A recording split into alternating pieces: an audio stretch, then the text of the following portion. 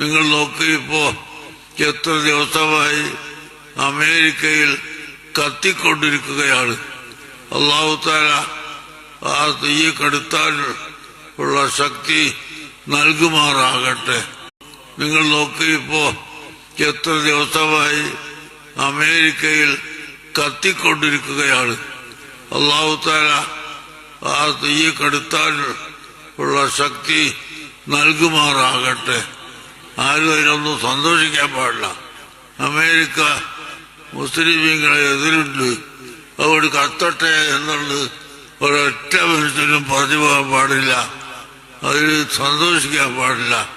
അള്ളാഹുവിനോട് പറയാ, പടച്ചവനെ അത് അവസാനിപ്പിച്ച് നീ പരീക്ഷണം നടത്തുന്നത് മറ്റു വിധത്തിൽ നടത്തിക്കോന്ന് അള്ളാഹിനോട് പറയാ.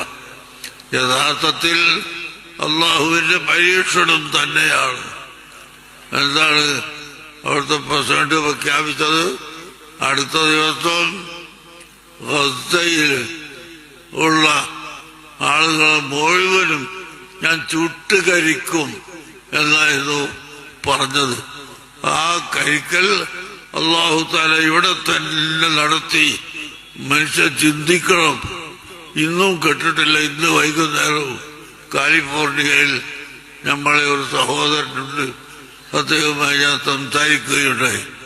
അദ്ദേഹം പറയുന്നു, ഇന്നും കെടുത്താൻ ലോസ് ആഞ്ചലസ് ഭാഗത്ത് തീ കെടുത്താൻ സാധിച്ചിട്ടില്ല.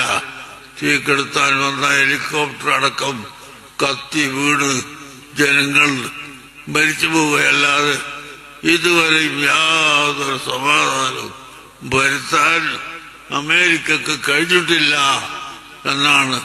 പ്രിയപ്പെട്ട മുഅ്മിനീങ്ങളെ, അർഹമുർ-റഹീമായ അല്ലാഹുവിനല്ലാതെ ഒരാൾക്കും ഒരു ശക്തിയും ചെയ്യാൻ സാധ്യമല്ല കേട്ടോ. നിങ്ങൾ മനസ്സിലാക്കണം. അല്ലാഹു തആലയെ പേടിച്ചുകൊണ്ട് നാം ജീവിക്കണം. നമുക്ക് ഈമാൻ ശക്തിയാവണം. അതാണ് എനിക്ക് നിങ്ങളോട് എല്ലാവരോടും ഓർമ്മപ്പെടുത്താനുള്ളത്.